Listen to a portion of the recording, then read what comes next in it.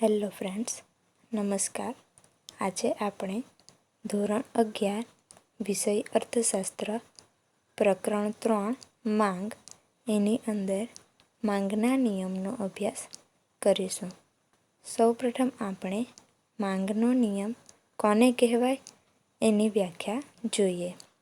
તો માંગના નિયમની વ્યાખ્યા: વસ્તુની કિંમત અને વસ્તુની માંગ વચ્ચેના સંબંધની સમજૂતી આપતા નિયમને માંગના નિયમ તરીકે ઓળખવામાં આવે છે. આપણે જાણીએ છીએ કે વસ્તુની કિંમતમાં વધારો થાય તો વસ્તુની માંગમાં ઘટાડો થાય છે, અને જો વસ્તુની કિંમતમાં ઘટાડો થાય તો વસ્તુની માંગમાં વધારો થાય છે.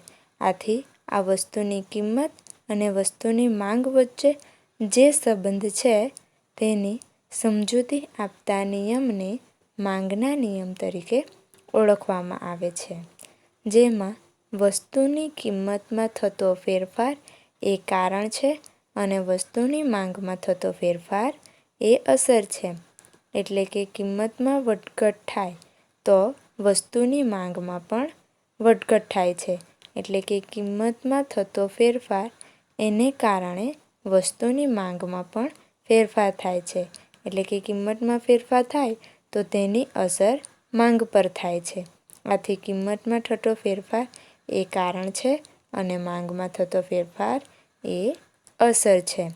આ માંગનો નિયમ પ્રોફેસર આલ્ફ્રેડ માર્શલે રજૂ કર્યો છે. તો હવે આપણે જોઈએ માંગનો નિયમ.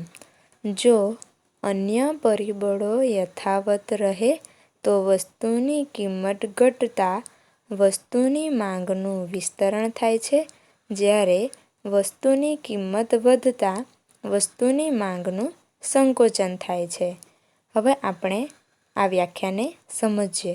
જો અન્ય પરિબળો એટલે કે કિંમત સિવાયના, તો કિંમત સિવાયના અન્ય પરિબળોમાં વ્યક્તિની અભિરુચિ અને પસંદગી, વ્યક્તિની આવક, સંબંધિત વસ્તુની કિંમત, એમાં અવેજી વસ્તુની કિંમત, પૂરક વસ્તુની કિંમત, ભવિષ્યની કિંમતો અંગેની અટકળો, વસ્તીનું પ્રમાણ, વય જૂથ, આ પરિબળો યથાવત રહે એટલે કે સ્થિર રહે તો વસ્તુની કિંમત ઘટતા વસ્તુની માંગનું વિસ્તરણ થાય છે. એટલે કે કિંમત ઘટતા વસ્તુની માંગમાં વધારો થાય છે, જેને આપણે અર્થશાસ્ત્રની ભાષામાં વિસ્તરણ કહીએ છીએ. અને વસ્તુની કિંમત વધતા વસ્તુની માંગનું સંકોચન થાય છે. સંકોચન એટલે કે ઘટાડો થાય છે.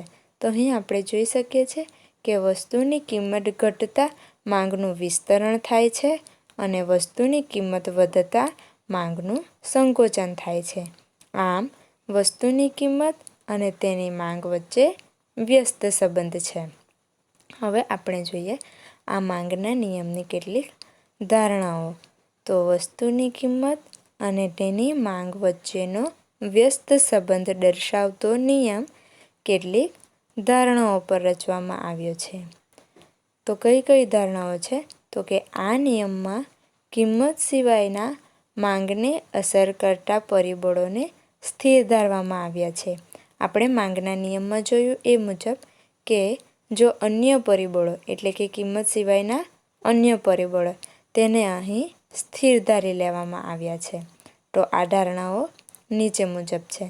એમાં પહેલું છે કે ગ્રાહકોની અભિરુચિ અને પસંદગી સ્થિર રહે છે. એટલે કે ગ્રાહકોની અભિરુચિ અને પસંદગી એટલે કે ગ્રાહકોની પસંદગીમાં પણ કોઈ ફેરફાર થતો નથી. બીજું છે ગ્રાહકોની આવક સ્થિર રહે છે. એટલે કે ગ્રાહકોની આવકમાં પણ કોઈ વધઘટ થતી નથી. ત્રીજું છે અવેજી અને પૂરક વસ્તુની કિંમતો સ્થિર રહે છે. એટલે કે સંબંધિત વસ્તુમાં અવેજી વસ્તુ હોય કે પૂરક વસ્તુ હોય તો તેમાં પણ કોઈ ફેરફાર થતા નથી. ચોથું છે ભવિષ્યની કિંમતો અંગેના અનુમાનો કરવામાં આવતા નથી. એટલે કે જે તે વસ્તુ અંગે ભવિષ્યમાં ભાવો વધવાના છે કે ઘટવાના છે તે અંગે પણ કોઈ અનુમાનો કરવામાં આવતા નથી. પાંચમું છે વસ્તીનું પ્રમાણ સ્થિર રહે છે. એટલે કે વસ્તીના પ્રમાણમાં પણ કોઈ ફેરફાર થતો નથી. અહીં વસ્તીના પ્રમાણને પણ સ્થિર ધારી લેવામાં આવે છે. એટલે કે આ વસ્તુની કિંમત અને તેની માંગ વચ્ચેનો સંબંધ દર્શાવતો માંગનો નિયમ એ આ 5 ધારણાઓ પર રચવામાં આવ્યો છે. હવે આપણે જોઈએ કે આ માંગના નિયમની સમજૂતી. તો આપણે આ માંગના નિયમની સમજૂતી માંગની અનુસૂચિ, આકૃતિ અને વિશ્લેષણ પર આધારિત છે, જે નીચે મુજબ છે. હવે આપણે આ માંગના નિયમને માંગની અનુસૂચિ, આકૃતિ અને વિશ્લેષણને આધારે સમજીએ. સૌપ્રથમ છે માંગની અનુસૂચિ. તો આપણે જોઈએ કે માંગની અનુસૂચિ કોને કહેવાય. કોઈ એક ગ્રાહક કોઈ ચોક્કસ સમયે જુદી જુદી કિંમતે વસ્તુના કેટલા એકમો ખરીદવાની તૈયારી કરે છે તે દર્શાવતી યાદીને માંગની અનુસૂચિ કહેવામાં આવે છે. એટલે કે અહીં આપણે જોઈએ તો કોઈ એક ગ્રાહક છે જે કોઈ ચોક્કસ સમયે, એટલે કે અહીં સમય ચોક્કસ છે, જુદી જુદી કિંમતે, એટલે કે કિંમતમાં ફેરફાર થાય તો વસ્તુના કેટલા એકમો, એટલે કે કેટલી વસ્તુ ખરીદવાની તૈયારી કરે છે તે દર્શાવતી યાદીને માંગની અનુસૂચિ કહેવામાં આવે છે. આ બાબતને આપણે કાલ્પનિક અનુસૂચિ દ્વારા સમજી શકાય છે. હવે આપણે આ બાબતને કાલ્પનિક અનુસૂચિ દ્વારા સમજીએ. તો અહીં આપણે કોઠામાં જોઈ શકીએ છીએ કે ઉપર દર્શાવવામાં આવેલ છે 1 લીટર દૂધની કિંમત રૂપિયામાં અને તેની નીચે દૂધની માંગ લીટરમાં. તો 1 લીટર દૂધની કિંમત રૂપિયામાં. તો પહેલા ખાનામાં આપણે જોઈએ કે જ્યારે દૂધની કિંમત 50 રૂપિયા છે ત્યારે દૂધની માંગ કેટલી છે? 1 લીટર. હવે આપણે જોઈએ તો દૂધની કિંમત 50 રૂપિયાથી ઘટીને 40 રૂપિયા થાય છે ત્યારે દૂધની માંગ વધીને 2 લીટર થાય છે. હવે જ્યારે દૂધની કિંમત 30 રૂપિયા છે ત્યારે દૂધની માંગ 3 લીટર છે અને જ્યારે દૂધની કિંમત 20 રૂપિયા થાય છે ત્યારે દૂધની માંગ 4 લીટર થાય છે અને જ્યારે દૂધની કિંમત ઘટીને 10 રૂપિયા થઈ જાય છે ત્યારે દૂધની માંગ 5 લીટર છે. તો આપણે અહીં અનુસૂચિ દ્વારા જોઈ શકીએ છીએ કે જ્યારે દૂધની કિંમત 50 રૂપિયા હતી, એટલે કે ભાવ વધારે હતો, ત્યારે કેટલી માંગ થઈ? તો માત્ર 1 લીટર. અને જ્યારે દૂધની કિંમત 50 રૂપિયાથી ઘટીને 10 રૂપિયા થઈ ત્યારે દૂધની માંગ વધીને કેટલા લીટર થઈ? 5 લીટર. તો આપણે આ અનુસૂચિ દ્વારા સ્પષ્ટ રીતે જોઈ શકીએ છીએ કે જ્યારે કિંમત વધારે હોય તો માંગમાં ઘટાડો થાય છે, એટલે કે માંગ ઘટે છે, અને જો કિંમત ઘટે તો માંગમાં વધારો થાય છે. હવે આ બાબતને આપણે આકૃતિ દ્વારા સમજીએ. તો આકૃતિ દોરતા પહેલાં આપણે આલેખ પેપર પર આડી લાઈન દોરીએ, એને કહેવાય એક્સ અક્ષ, અને બીજું વાય અક્ષ. અને આ એક્સ અક્ષ અને વાય અક્ષ છેદે એને આપણે નામ આપીએ ઉગમ બિંદુ O. તો આપણે અનુસૂચિમાં જોયું એ મુજબ આપણે એક્સ અક્ષ પર દૂધની માંગ લીટરમાં દર્શાવીશું અને વાય અક્ષ પર દૂધની કિંમત રૂપિયામાં દર્શાવીશું. તો હવે આપણે અનુસૂચિમાં જોઈએ તો દૂધની માંગ લીટરમાં કેટલા લીટર સુધી આપેલ છે? 5 લીટર સુધી. આથી આપણે 1 એકમ બરાબર 1 લીટર લઈએ. તો સૌપ્રથમ 1 લીટર, 2 લીટર, 3 લીટર, ચોથા એકમ પર 4 લીટર, 5 લીટર અને 6 લીટર. હવે આપણે વાય અક્ષ પર શું દર્શાવવાનું છે? તો દૂધની કિંમત રૂપિયામાં. તો અહીં દૂધની કિંમત વધારેમાં વધારે કેટલી છે? 50 રૂપિયા. તો અહીં આપણે 1 એકમ બરાબર 10 રૂપિયા લઈએ. 10 રૂપિયા, બીજું 20 રૂપિયા, ત્યારબાદ ત્રીજા એકમ પર 30 રૂપિયા, ચોથા એકમ પર 40 રૂપિયા, 50 રૂપિયા અને 60 રૂપિયા. હવે આપણે આ આકૃતિ દોરીએ. તો આપણે જોયું એ મુજબ જ્યારે દૂધની કિંમત 50 રૂપિયા છે ત્યારે દૂધની માંગ કેટલી છે? 1 લીટર. તો અહીં આપણે એ બિંદુને નામ આપીશું એ. હવે આગળ જોઈએ.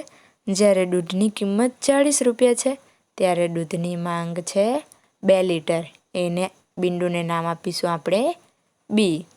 હવે જ્યારે દૂધની કિંમત ઘટીને 30 રૂપિયા થાય છે ત્યારે માંગ વધીને 3 લીટર થાય છે અને એ બિંદુને આપણે નામ આપીશું સી.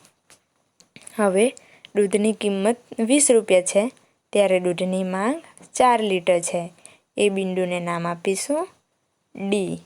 અને જ્યારે દૂધની કિંમત 10 રૂપિયા છે ત્યારે દૂધની માંગ 5 લીટર છે. એ બિંદુને આપણે નામ આપીએ ઈ.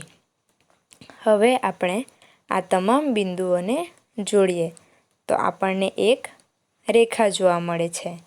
આપણે આ એ, બી, સી, ડી અને એ બિંદુઓને એક રેખા દ્વારા જોડી દીધા છે. હવે આપણે આ એક રેખાને નામ આપીએ. આ રેખાને આપણે દર્શાવીશું ડી ડી. માંગ એટલે ડિમાન્ડ અને ડિમાન્ડ એટલે ડી.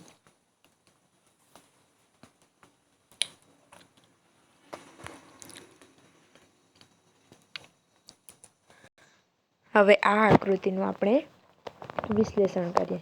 તો આપણે આગળ સમજૂતી મેળવી એ મુજબ જ એ આકૃતિમાં એક્સ ધરી પર દૂધની માંગ લીટરમાં અને વાય ધરી પર દૂધની લીટર દીઠ કિંમત રૂપિયામાં દર્શાવવામાં આવી છે. અનુસૂચિ મુજબ આપણે આકૃતિ દોરી તો આપણને કેટલા બિંદુઓ મળ્યા?